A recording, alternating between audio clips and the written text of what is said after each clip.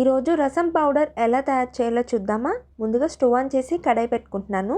2 స్పూన్లు కందిపప్పు వేసుకుంటున్నాను, 2 స్పూన్లు పచ్చెనపప్పు, అలాగే 1 టీ స్పూన్ మిరియాలు, 1 టీ స్పూన్ ధనియాలు, 1 టీ స్పూన్ జీలకర్ర కూడా వేసుకొని మీడియం ఫ్లేమ్లో పెట్టుకొని ఫ్రై చేసుకుందాము. పప్పు లోపల దాకా ఫ్రై అవ్వాలి కాబట్టి మంట అనేది మీడియం ఫ్లేమ్లో పెట్టుకొని ఫ్రై చేసుకుందాము. లైట్గా ఫ్రై అయిన తర్వాత ఎండుమిర్చి, కరివేపాకు కూడా వేసుకొని మీడియం ఫ్లేమ్లో పెట్టుకొని ఈవెన్గా ఫ్రై చేసుకుందాము, మాడిపోకుండా. ఫ్రై అయిపోయినాయి కదా, ఇప్పుడు స్టవ్ కట్టేసేసి చల్లారనిద్దాము. నేను వేరే బౌల్లో వేసుకొని చల్లారనిస్తున్నాను. చల్లారిన తర్వాత మిక్సీ జార్లోకి ఇందాక ఫ్రై చేసుకున్నవన్నీ కూడా వేసుకుంటున్నాను. అలాగే వెల్లుల్లిపాయలు కూడా వేసుకొని మూత పెట్టుకొని గ్రైండ్ చేసుకుందాము.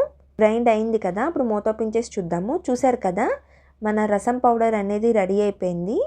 అంతేనండి, సింపుల్గా రసం పౌడర్ ఎలా తయారు చేయాలో చూసారు కదా. ఎప్పుడైనా రసం తయారు చేయాలనుకున్నప్పుడు ఇలా ఒకసారి ట్రై చేసి చూడండి, చాలా బాగుంటుంది.